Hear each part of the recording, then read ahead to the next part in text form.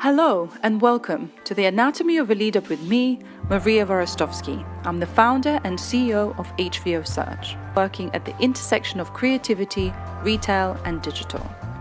Each month, I discover more about founders, investors, CEOs, chairmen, and women, how they succeeded, how they failed, and what they learned along the way. So, Lucy, welcome. It's actually really wonderful to finally meet you. I know we haven't actually physically met in this surreal world that we live in. So welcome to my home studio. Thank you for having me. Welcome to the show.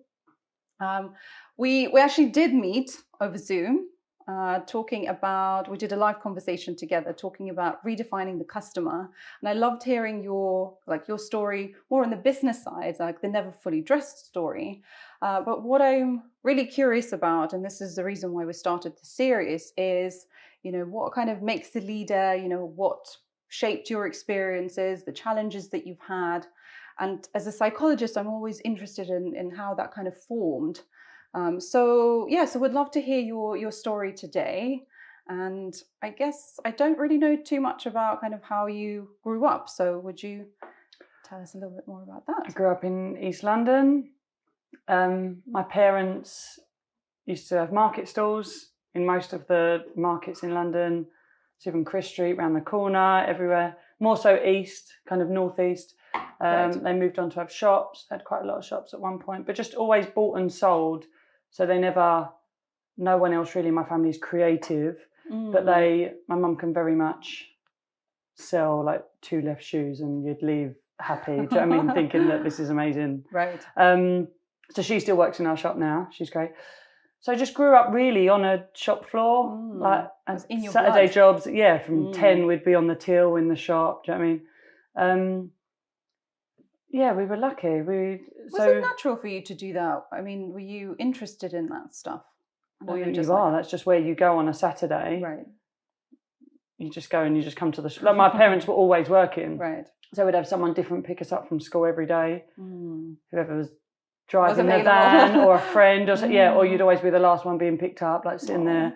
No, yeah, but I never felt sorry for myself. Too. But there was never once like a sense of I never felt hard done by or anything. It was fine. My mum and dad were always quite fun. So, no, I think it's great. And I think they've just installed that work ethic in us. There's 3 and there was a big gap. And then I've got twin sisters that were a bit of a surprise. My mum thought she couldn't have kids anymore and was like, and there's like, oh, double. I can. Yeah. We were, just we're brought up with our parents always working. We were always very active. Even like now, my dad will be at Saturday morning. He'll be there at 8 o'clock in the garden, like doing gardening. They can't really stop. We're just very active. Yeah. People. So just always working. A lot of sport. Grew up around a lot of sport. Just watching, playing. What did you play? Netball. I used to run a bit. Netball mainly. That was like what I played at the highest level. But just everything really. Like we would always just have sport on the telly, just from interest. So just quite active. Lucky. We were really lucky. I think you go through. So they kind of we were never wealthy at all. Like my parents were from council. Do you know what I mean? And then kind of made a bit of money, then probably lost money. So we probably, when was that? Late 80s maybe.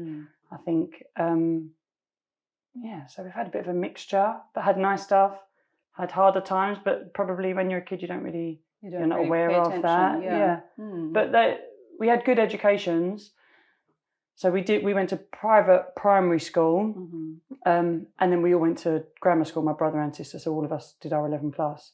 So we were really lucky. So even for me, I think if I had to have 10 jobs to try and just pay or not, but like just install a good education into my kids, I really prioritise that over flash holiday or whatever else I would spend that money on. Whereas then my little twins, they just went to state school all the way through, and one of them I think has done the best like grade wise than any of us. So I think we're just quite ambitious in developing and kind of growing. And learning. Even now, like I learn every day. And I did a little talk the other day, and again, each question sparks something in you. But I think for me, just the job satisfaction, like those goalposts change all the time. So for now, what do I get out of stuff, or what keeps me going? Because I've been doing it 10, 11 years. What keeps me going in doing what I do? So yeah, it might be you have targets like revenue-wise, like monetary-wise, but really that only is so much. And then I forgot what I was told you. You were talking about what kind of gets you up and kind of motivated and learning. So just learning from people, and really I think that's what keeps me going as well, meeting new people, which I think when you are an entrepreneur sometimes you miss that. It can be a bit lonely, I think, at some point, when you don't really have peers at work. You have employees, which, as much as, especially at the beginning, you think, well, they are friends and you have lovely relationships with them. But I think as things change, you do become much more boss. There's more position in there. It's like the final decision-making lies with you. Yeah. So you might consult other people, but ultimately you have to make that call. And I think having that learning and having meeting people or other peers and in other areas, I think finding that inspiration, or it's like bouncing ideas and like mentors and stuff. I think they're really key in having as you grow. Or I don't know, for different reasons. I don't think I've ever had a key person who's taken me under their wing in that sense, or because I never really went a conventional route. I think I just grew it organically. So I think if I had a business plan and you find these people and these key people to tick that box of what a business should look like, I think you go out seeking those positions more so. But for me, my sister's in like the city world, so probably finance-wise, I would always consult her. So you've got all these siblings too. I know. They're my mentors. But even like the young ones, like they work for me a lot of the time.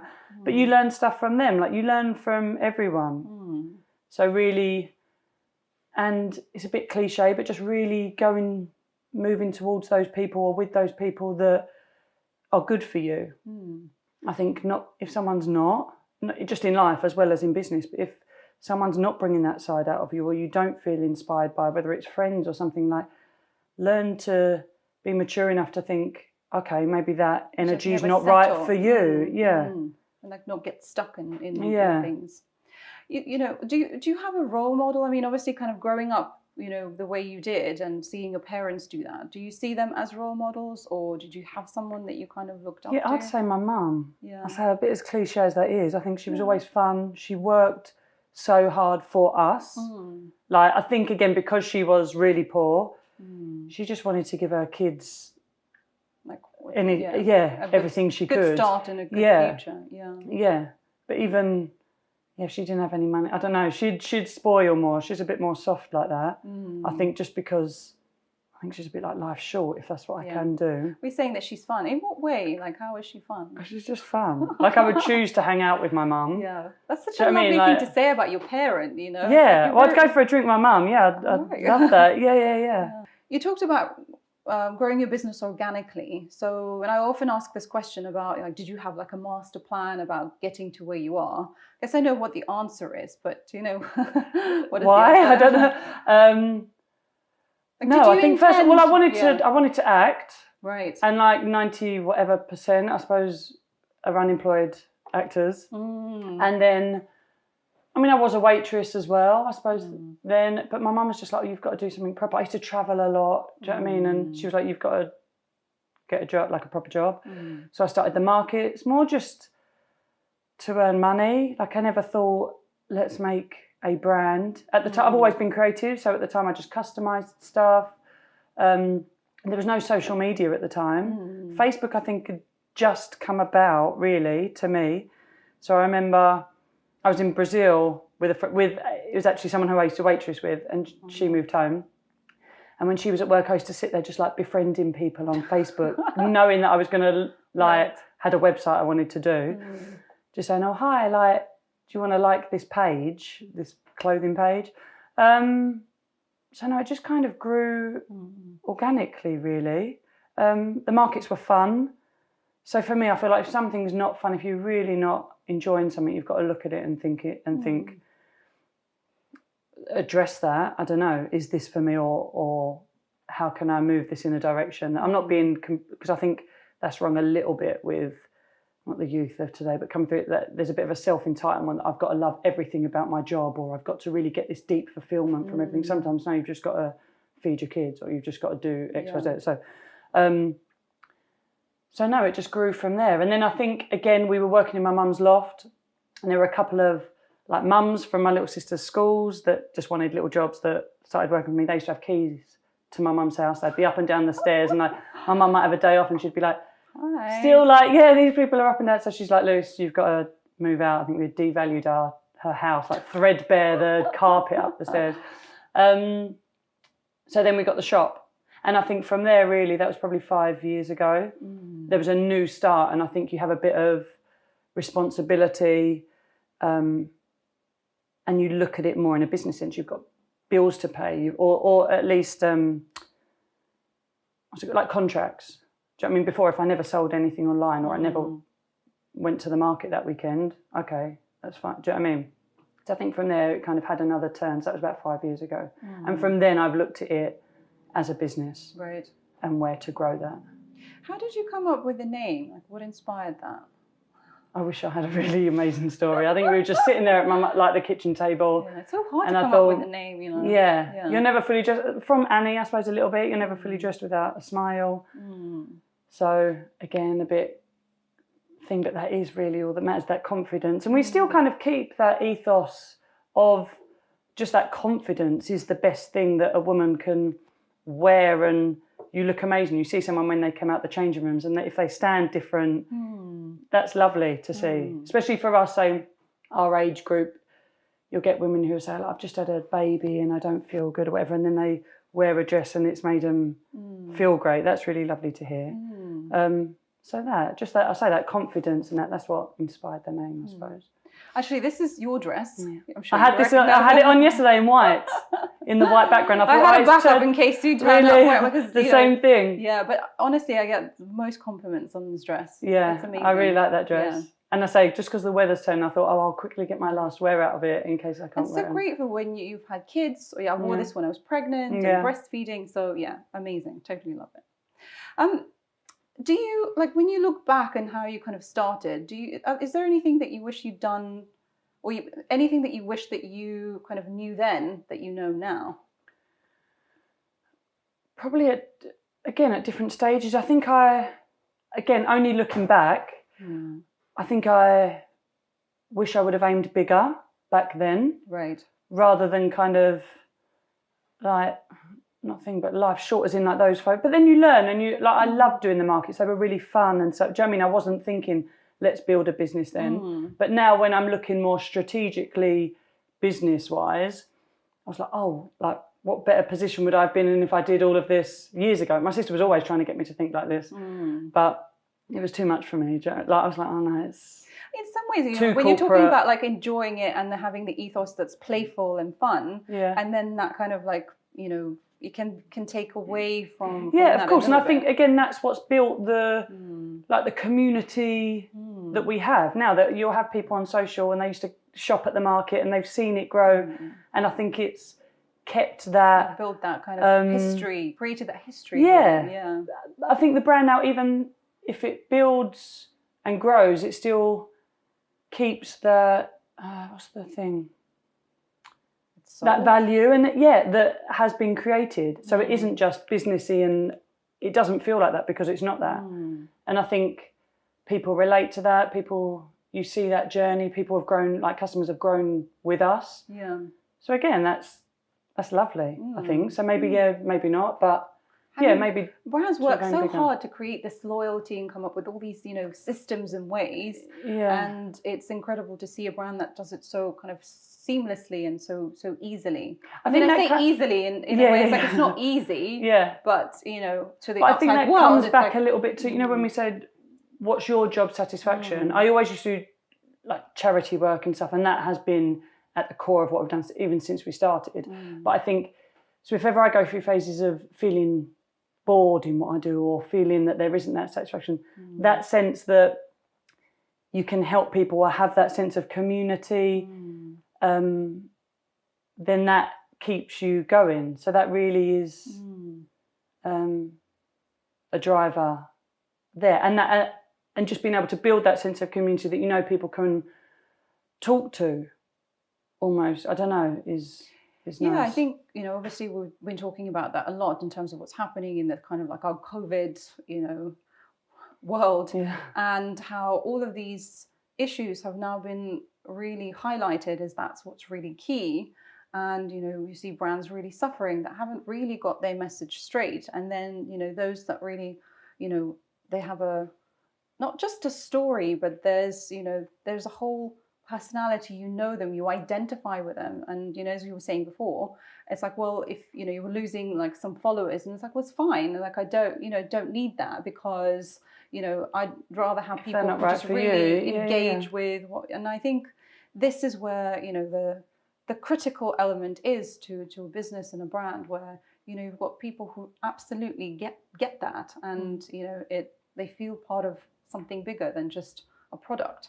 I say, just as you're talking, that's, I suppose, what you wish you knew when you were younger, of being able to see things. Like, you want to say to your little sisters, you know, like, if that actually, that's probably a good way of thinking it. No, but that's a good way of thinking. You know, when you say, oh, what would I have wanted to know when I was younger? I feel like, what would I want to see them doing? And they might be talking to a boy or whoever it is that you know is not right for them. Let that go. But you can tell someone's like, do you know what I mean? Yeah. Read the room better. Yeah. Do you know what I mean? So I think that from them. So again, like you're saying, if something business-wise like isn't right for you, like don't force that. That's what. Yeah. That's a good way of looking at it, because I think sometimes you can be very, especially if you're a really tenacious, you know, resilient person that's just, you know, through sheer hard work is just like pushing. Sometimes, you know, we're talking about with other people about sometimes like knowing when to kind of step away from that and knowing exactly where that balance is from kind of pushing to kind of like letting go. And that's really, you know, that's really fascinating. And what is the hardest thing about running your own business? I think a little bit like what we touched on earlier. I feel like just that weight is on you, especially, I don't know if we say I own 100% of our business. We've never had investment or anything, and that we looked at it last year, but I feel like I think there's pros and cons of it. Again, then I've learned that I would only ever work with someone or get investment if it's someone that I believe in and invest in relationship wise. The other way, if they're investing money, it's a two-way. The onus is always on you. There, you might split a little bit of that responsibility, but I think that's why I've not done it as well, because one, I'm a bit of a control freak probably, and two, then I would be nervous if things weren't going amazing and I had to answer to someone. Do you know what I mean? I think that responsibility I'd feel that pressure maybe, but in the same way then, without any of that support network, it's just you. Do you know what I mean? And even if my husband's a roofer, do you know what I mean? He tries to support, but if you go home and you're moaning about XYZ on a higher level of stuff, there's not really any advice, or no one's really been in that. Even my parents, like my mum owned a business, but it's different now. The internet's like 24/7. Like people, the visibility is worldwide. Like you're very conscious of small things you do, or if you've done something wrong or whatever it is. I don't know that I think you feel that pressure. Overwhelming. Yeah, I think, and you go through phases again as a woman, like hormonally or whatever it is. Like you might just be at a bad phase in your month, or when you've had kids, like your hormones are all over the place. So then you might just have one day that feels stressful, and it is very overwhelming. Yeah, actually, this is something that we haven't really touched on, but you know, and this is a realization that I've come to very recently, like particularly after having kids, in terms of like, you know, we're so, you know, can be so often in our heads and thinking and sure, you know, it's like exercise is really good for you. But one thing that we don't really talk about is how we are really biological beings. And actually, you know, our moods are quite heavily influenced by, you know, the fluctuations and hormones. And I guess for women, you know, we're much more likely to well, we experience them on a monthly basis pretty much. And so we're kind of a little bit used to that. But actually, it influences the way that we kind of work and how we feel on a day-to-day basis. And, you know, some days you can have a great day and some days you're not. Definitely. I don't think that as a society that's acknowledged. Exactly. If you go to work, if I had a little Saturday girl in my shop and she come in moaning about period pains, even me as a woman, you'd think, oh, do you know what I mean? Like, you've all had that. But like, that really does affect your emotion, your physical state. Do you know what I mean? Yeah, absolutely. And then that's just monthly. Then what if you're pregnant? You think your mind's just like, I think I work very hard still when I'm pregnant for those 9-10 months, whatever they lie to you, it's like 10. But your mind is, you think it's on the ball, but when you look back, the mind space is different. But I think this is kind of like this 24/7 culture as well, when you're expected to sleep very little, you know, wake up really early, be on the ball all the time. You also think that you might be productive, but you're not. And actually acknowledging that, you know, sometimes it's not about the quantity, it's about the quality. And you can get a lot of things done. But I think that is, as we're talking about leadership and stuff, I think that is a really key. A colleague pointed it out to me the other day when we're looking at managerial positions within work. Like, I think that is something that comes with experience, your time management. Everyone out of uni puts on their CV, great at time management. No, that they're not. Do you know what I mean? You can get to a lecture on time because you've been given a schedule. But I think when you get to higher positions and you have different stresses to deal with, prioritising.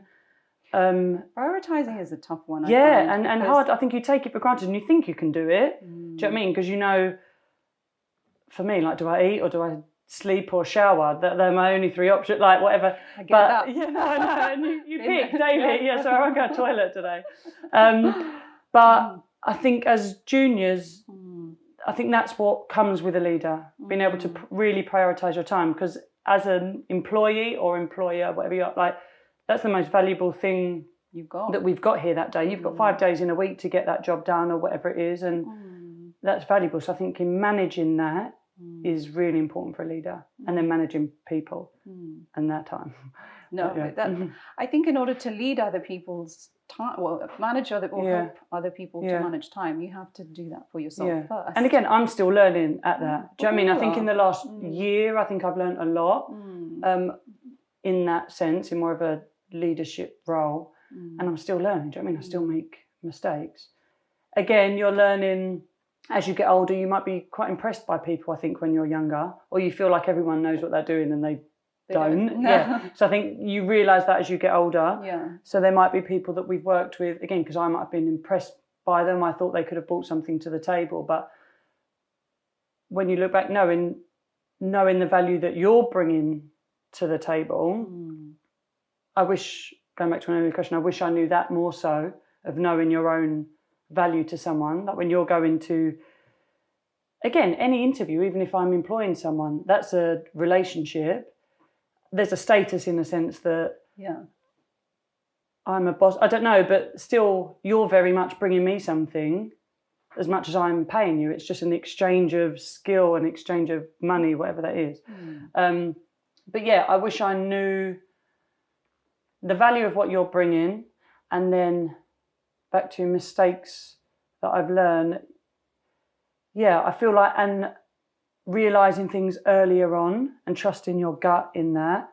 If I knew something wasn't working, either stand up for yourself. If you know someone's taking the pee out of you a bit, stand up for that. Can I talk about gut feel for a second? Yeah. And I haven't asked this before, but it just kind of came to me. Do you think you develop a gut feel with the experiences that you have, or do you think that you kind of have it from the beginning? I think you have it. To it. Yeah, I think you have it. And you just learn to kind of. And I think that intuition or learning. I've always kind of done yoga as well. I feel like that is amazing, of just learning your body, whether it's organ-wise or you really understand your body. I think that's what helped me through pregnancy and through labour and stuff. Just your breath, of how important that is, and that control. So, you just understand your body. You have a real central, you can control. Do you know what I mean? You know where that centre point is. You're connected. Yeah, you feel connected, and then I think that you know your gut. You know. Again, I think I've had that empowerment, or whatever, say from my mum and dad. Do you know what I mean? Like my mum would always say,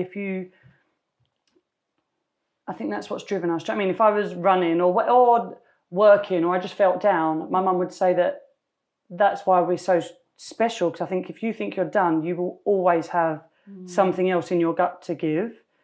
You just have that. So you're never done. Do you know what I mean? And I think that strength. Am I going on a tangent? Do you know what I mean? But no, I think, you're great. It's a bit like X Factor, like the program. Like there's just something in some people, and it's really unfortunate that some people have it, and they might be a not very nice person, or they might, whoever they are, that it's just something that is in someone. So it's not always the most deserved. It's not always the most hardworking, which is really hard to watch sometimes when you are like trying your best.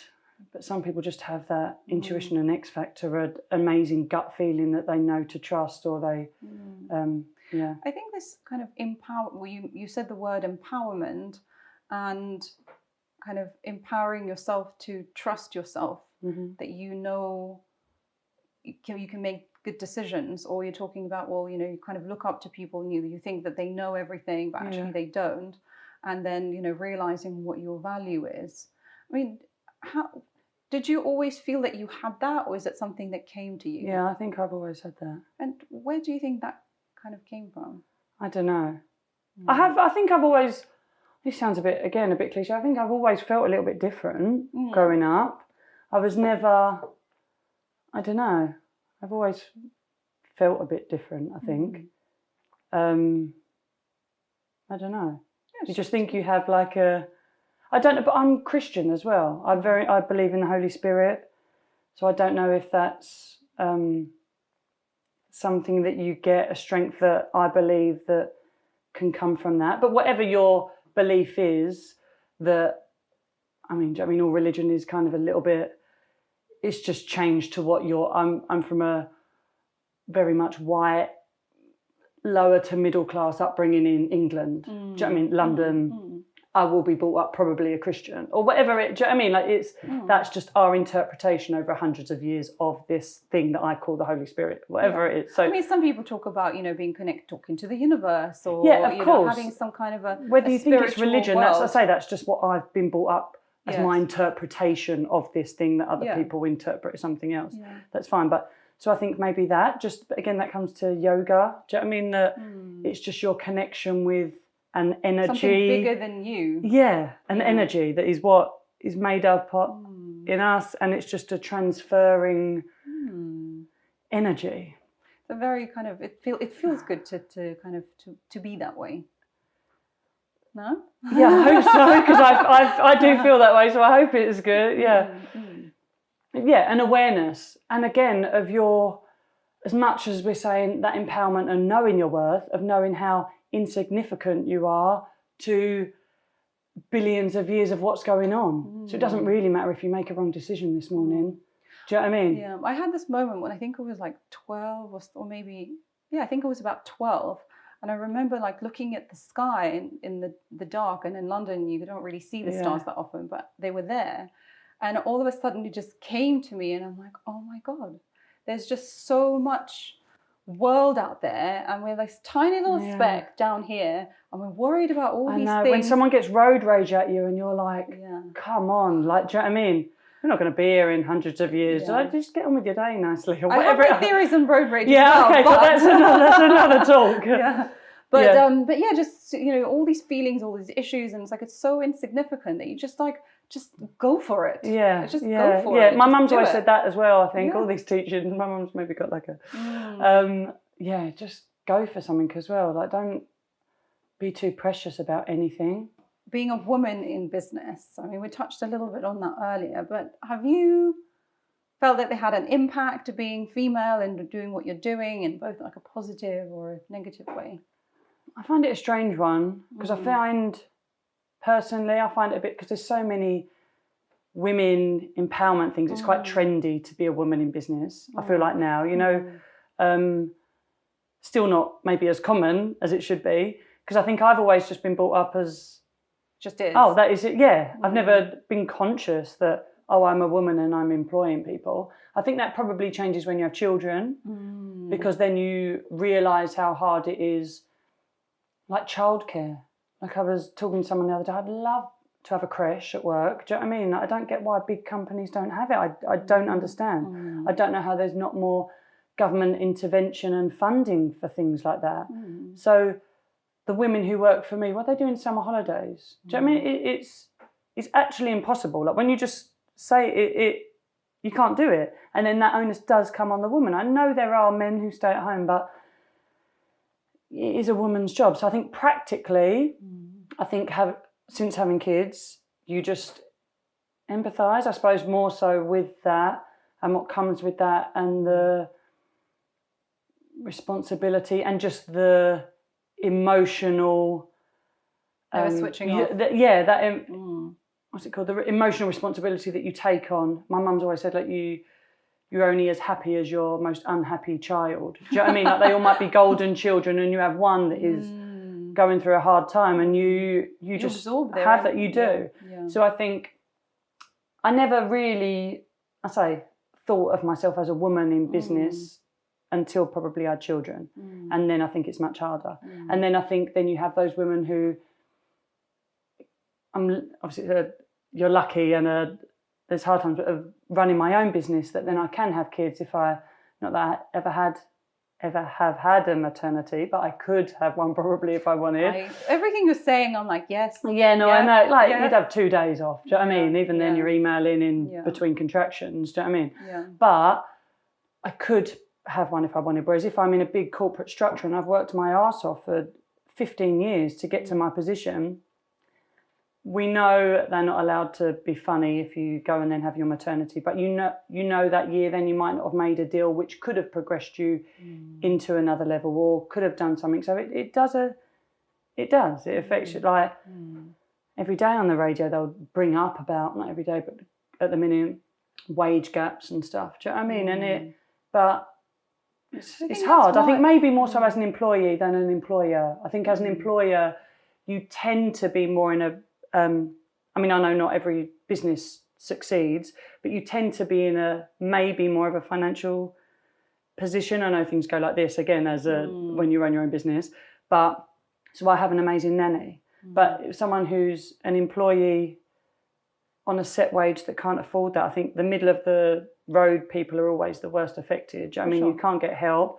You are working. You want to work for your own. When I think about that, I just it makes me sad. Yeah, I was going to say, it makes me angry in my gut a bit. Like it makes you go out because you can't move out of that. It's very difficult. No, you can't. Yeah, but you can't, because women will always have to bear the children. But I think it's also, to have those changes implemented in corporates and family-run businesses and everything, you have to have more female leaders. It's the only way. Maybe I'll say because you don't get that empathy. What's the film?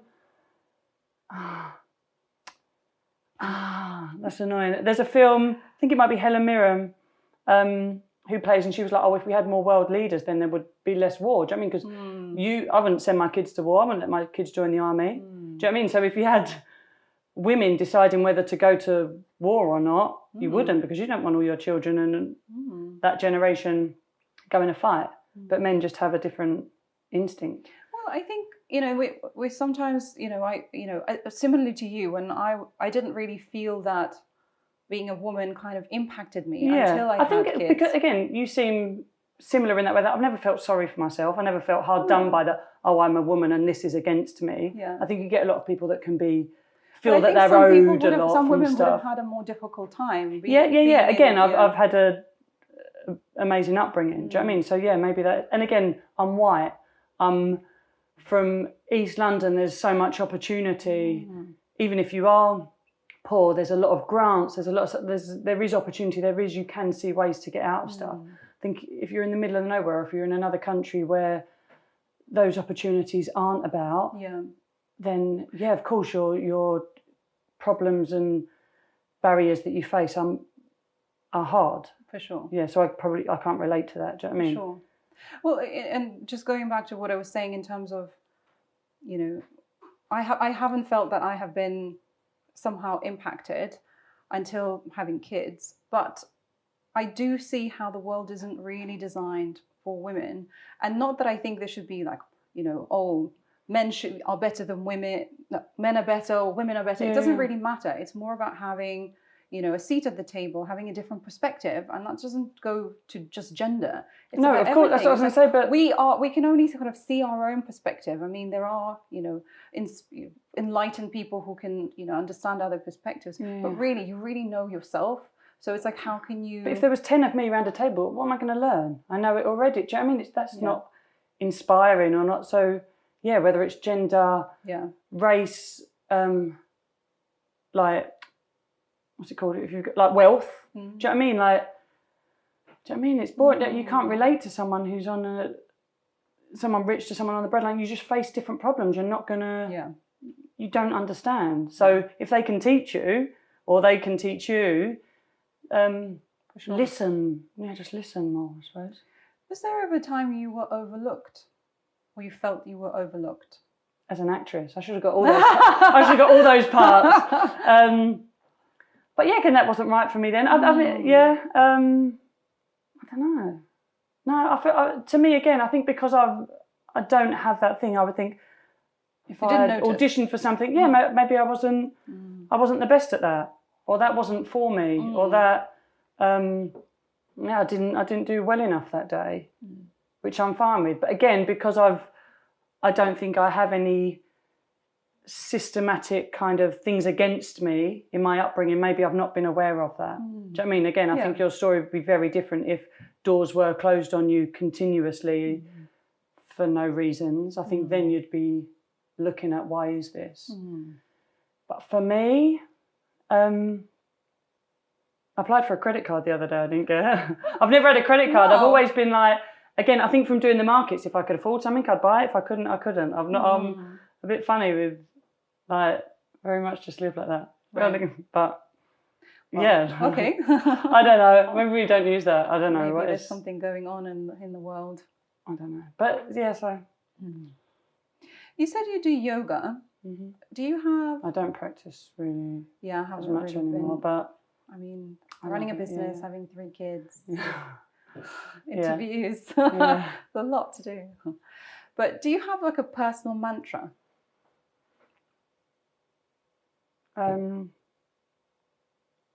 Not really. I think I try to do everything for my kids. Do you know what I mean? So any decision you make, but I think that's subconscious. I think you would think, what is the best for their future? Like we've touched a few, I think we've touched on today, just trying to listen, just do your best, and that's all you can do. I wish, and I think, enjoy smaller things.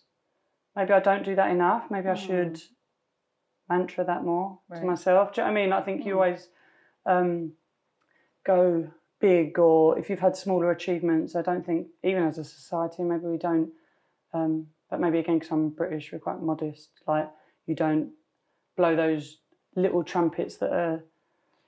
I often find with entrepreneurs, especially when you're really trying to, you know, grow something, or, you know, you're always trying to better it, that, you know, you're moving it, you know, you're moving really fast, that it's like, what's the next thing, rather than to be like, oh, actually, let's celebrate like the small wins. I mean, you don't come across as a person who's like really, you know, who doesn't, you know, there's always an element of like playfulness in that, and I think it's already there compared to some people that I kind of interview and, you know, talk to. So but I think it's always, you know, life's short. You know? I actually, I'm that's a lesson that I have learned myself, and I forget about not really kind of celebrating the wins as much. And just like moving on to the next thing, and just And those goalposts always move. You know, like when you think, oh, if you had thought back and you have that, you're not satisfied by that. Do you know what I mean? So there's good and bad in that. Yeah. Do you know what I mean? Like there's, you're ambitious and you keep working or you do X, Y, Z, but then a cynic would say, then is that greedy? Do you know what I mean? Is that, why, like have a bit more, be content in that? I don't know. Yeah. My brother's quite a content person. I've always admired that in him.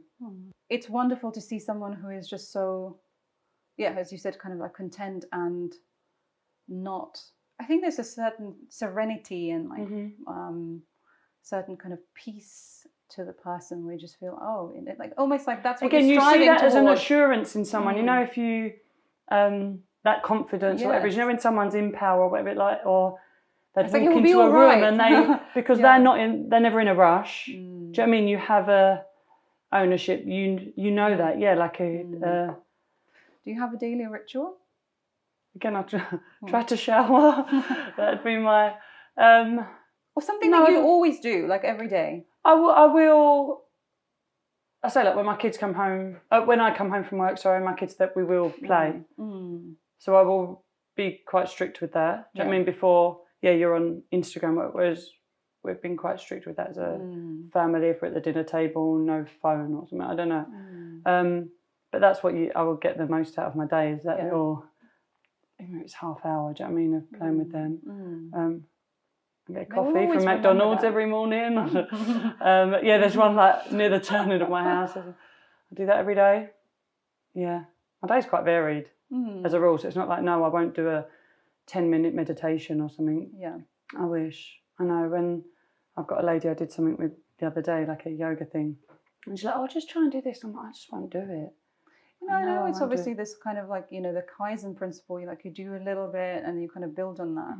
But I often find with some things that actually doing just a tiny little bit, it's almost like it's just not enough. I know it's something to kind of start with, but sometimes it's like carving out like a longer space in your day to be able to actually really get to that level, because you're running around, like things happening, and you can get like, I know, even like this, probably like by the end of the interview we're like, then you get to the real, I remember you said before, like the good stuff, or like, so it takes that time. Even like if you go away, let's have a weekend away, like 2 days, you're still on that work zone. And actually, do you know what I mean? on that, this is where I find that it's really tricky with kids, because you come home from work and you start work.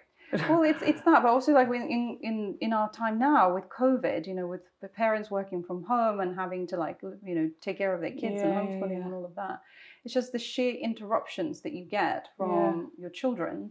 And when you get those interruptions, you can't really get into that level of thinking. You need longer periods of time to kind of get to that flow. And that's what I've, with kids, it's like, you don't have endless. It's endless, and it's really exhausting. Like, it really, really tires out your brain. So I'm definitely not a fan of multitasking anything. I think it just doesn't work unless you're like, I can't even cross the street and talk on the phone. So no. If someone's talking about it, and I'll be like, don't talk to me because I'm not listening. Rather than someone talking at you, I'm like, I'm only going to have to ask you to repeat. I'll be like, just wait, and then I'm with you, or I'll follow. I'm the same.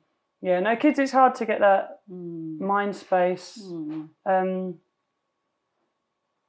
I say by the time they go to bed, then either I'll work again or you're just exhausted. And it's just a bit, and I say my kids aren't really sleeping at the minute, so it's like 20 hours a day. They have a way of just changing their habits. Yeah, but again, maybe they know, maybe because you're not being present, if you're strict, do you know what I mean? Maybe that they need that. They're wanting more, I don't know. Yeah. But any habits you'd like to change? I think I interrupt people. Do you? Yeah, I think so. I've been trying, I'd say for about 2 years I've been trying not to do that, because I think I used to do it a lot. Again, maybe just because my mind's a million miles an hour. But again, that's maybe I've learned that as, like I said, I'm learning a lot the last couple of years about your role, or not doing that, about listening more. But I still think I could improve. I said before, like I mumble, I would like trail off, or I feel like I could be a bit more sure in what I'm saying and finish that. Loads. I'd love to improve loads about me. I'd love to go for a run a bit, or do a bit of exercise every morning.